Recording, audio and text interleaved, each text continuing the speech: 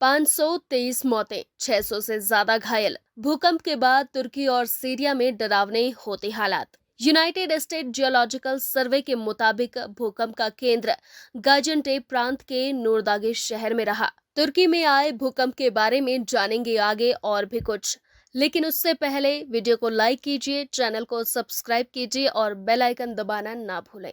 तुर्की और सीरिया में आए भूकंप का कहर सैकड़ों पर टूटा। तुर्की के आपदा और आपातकालीन प्रबंधन एजेंसी ने जानकारी दी कि 7.8 तीव्रता वाले भूकंप में कम से कम 76 लोगों की मौत हुई, वहीं 440 लोग घायल हो गए। इस लिहाज से तुर्की और सीरिया को मिलाकर मौत का कुल आंकड़ा 500 के पार पहुंच गया है। आशंका जताई जा रही है कि संख्या में और भी इजाफा हो सकता है। इस विषम परिस्थिति में तुर्की के साथ भारत भी खड़ा है।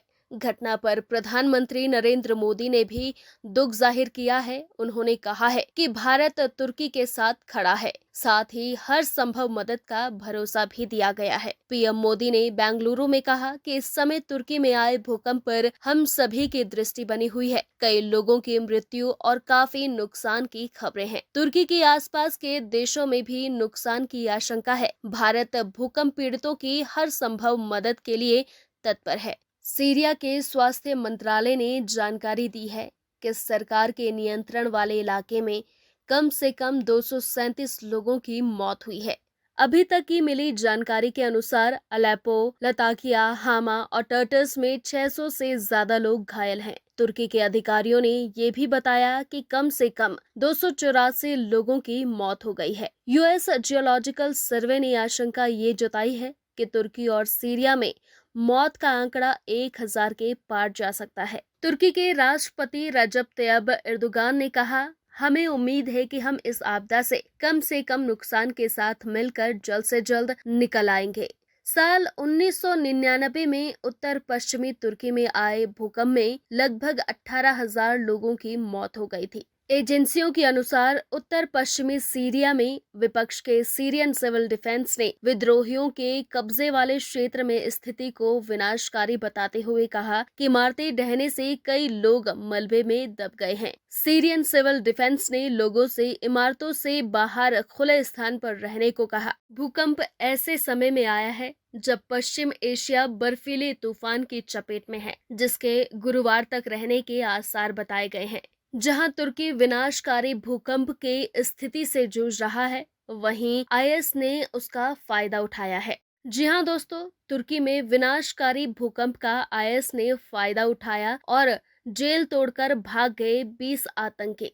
विनाशकारी भूकंप से सीरिया के राजो शहर में मौजूद जेल की इमारत को भी नुकसान पहुंच गया है, जिसके बाद यहां के जेल में बंद 20 कैदी फरार हो गए हैं। तुर्की और सीरिया में विनाशकारी भूकंप के चलते अभी तक 4,500 लोगों के कंफर्म डेथ हो चुकी है और मौत का आंकड़ा लगातार बढ़ता ही जा रहा है।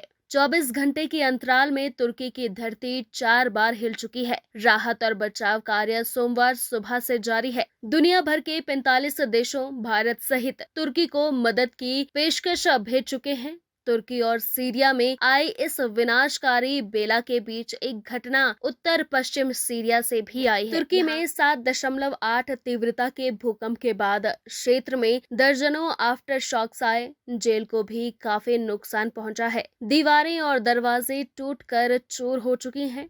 Syrian observatory for human rights war monitor ने कहा कि यह सत्यापित नहीं किया जा सकता है कि कैदी भाग गए थे, लेकिन पुष्टि ये हुई है कि जेल में कैदियों ने विद्रोह किया था। तुर्की में भूकंप से तबाही के बीच एक नई मुसीबत आ चुकी है। बंदरगाह पर भीषण आग लगी और इस आग लगने से कई कंटेनर्स जलकर खाक हो चुके हैं। यहाँ मीडिया की माने तो देश में आए भूकंप के 2 जोरदार झटकों के चलते शिपिंग कंटेनर गिर गए और पोर्ट पर आग लग गई। पोर्ट के आसपास की हवा में अभी भी काले धुएं और पेट्रोल की गंध घुली हुई है। तुर्की में भूकंप से मची तबाही के बाद एक बंदरगाह में लगी भीषण आग ने वहां की मुश्किलें और भी ज्यादा बढ़ा दी हैं। आग की तेज लपटों को देखते हुए वहां से गुजरने वाले कई जहाजों को डाइवर्ट करना पड़ रहा है। गाजियान्टेप के दक्षिण पश्चिम में करीब 112 किलोमीटर दूर स्कैंड्रन पोर्ट स्थित है,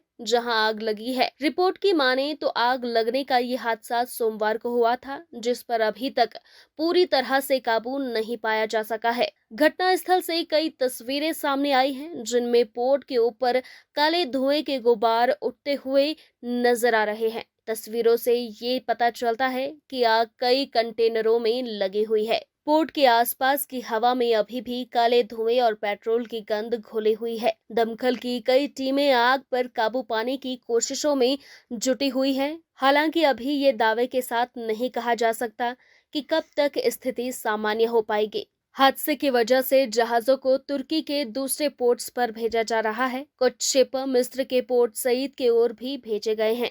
भूकंप की वजह से सड़कें और एयरपोर्ट के साथ पोर्ट भी क्षतिग्रस्त हो गए हैं।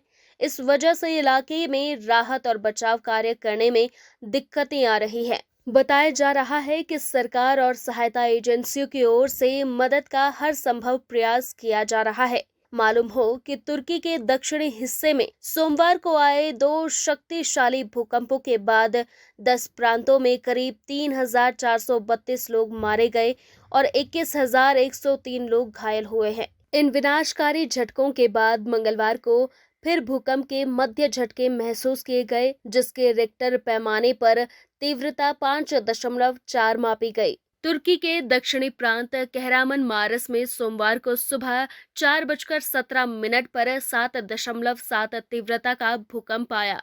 इसके कुछ मिनट बाद देश के दक्षिणी प्रांत गंजियाटेप में 6.4 तीव्रता का भूकंप आया और कहरामन मारस में दोपहर 1:24 पर 7.6 तीव्रता का भूकंप आया। तुर्की के राष्ट्रपति रेसिप तैयब एर्दोगन ने पीड़ितों के लिए सोमवार को 7 दिन के लिए राष्ट्रीय शोक की घोषणा की। वहीं तुर्की एयरलाइंस ने 11,000 से अधिक वॉलंटियर्स को दक्षिणी तुर्की में आए 2 शक्तिशाली भूकंपों से प्रभावित क्षेत्रों में राहत व बचाव कार्य के लिए पहुंचा दिया है। तो दोस्तों, अभी के लिए दीजिए मुझे इजाजत। कल फिर मिलते हैं एक लेटेस्ट जानकारी के साथ।